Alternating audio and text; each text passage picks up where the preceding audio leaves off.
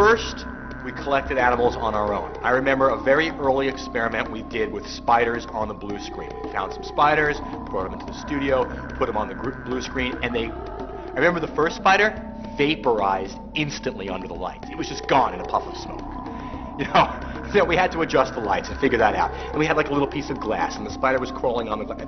That was not going to work. Filming spiders was just not going to work. If we're going to make a game about cockroaches, we needed to know what cockroaches look like, how they behaved, what they did, and so we had all kinds of, we had a little zoo at the office. So the first place we got animals was the South Carolina Biological Supply Company, which is this wonderful catalog and website where you can buy things for the classroom. And in that catalog was something that just made our eyes light up. There was the cockroach kit.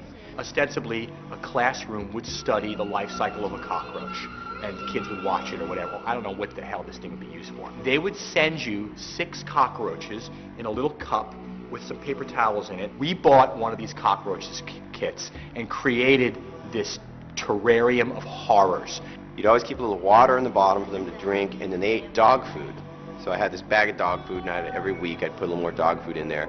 And we'd get to watch them. We'd get to watch them live and eat and multiply. It got gross in a hurry. We must have had 2,000 cockroaches in this little aquarium that was sealed on top.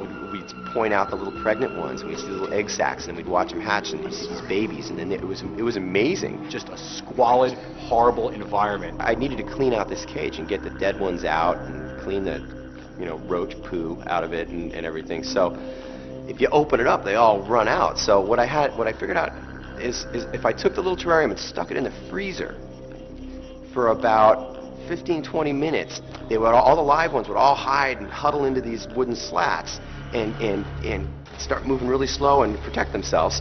Then I'd go up to go out to the street, out to a garbage can, and I could shake out all the dead ones and hose out the little bottom of the terrarium and put them back in.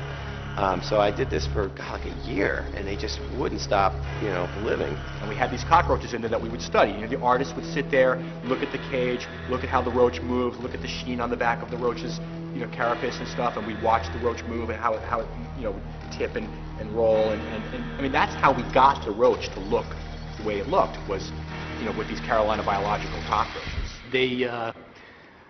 They gave me some mice to play with, basically. So I brought my remote recorder over there and tried to get sound out of one mouse.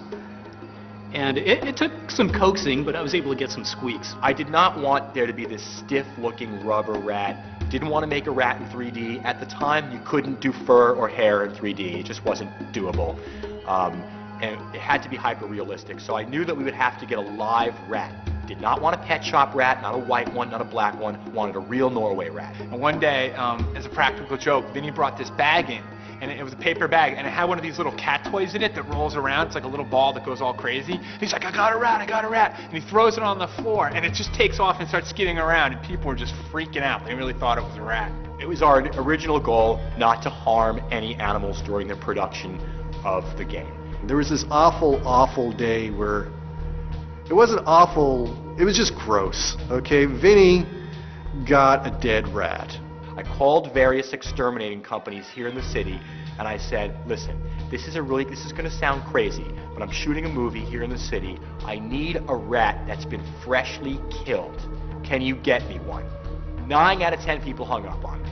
I got a call. Came like 12 o'clock in the afternoon one day. There was the exterminator truck sitting in front of a restaurant. There was this big Aussie, this Australian guy, who was the exterminator. Oh, we got a big one here for you. This guy's huge. We found him in a crate of cantaloupe. What do you want me to do with it, mate? And I was like, I can't use it alive. So he takes the rat, and smashes it against the side of his pickup truck, just like, and kills it. It's dead. Here you go. We put it in a Ziploc bag. We raced back to the office as if we were holding like some kidney for organ transplantation. We took pictures of the rat in every single possible pose. I think that very few Victoria's Secret models get the kind of love that this rat did, because we knew that it was going to rot and stink by the end of the day. We only harmed animals that were sort of on death row anyway.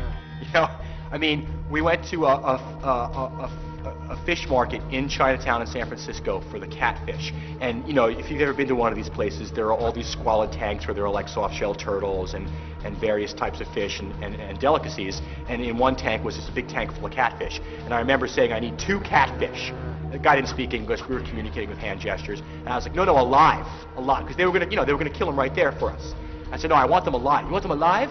So yeah, then they had some conference behind the counter as to whether or not they can give us live catfish. So they finally agreed to give us live catfish. We put them in a bag, brought them home, and I wound up beheading and gutting the fish myself, which we have on video, I believe. But you know, those catfish were going to be killed right there in an awful way by that Chinese butcher. So I don't really feel bad about killing the catfish. It wasn't like, you know, there was no chance of there being a born free moment here.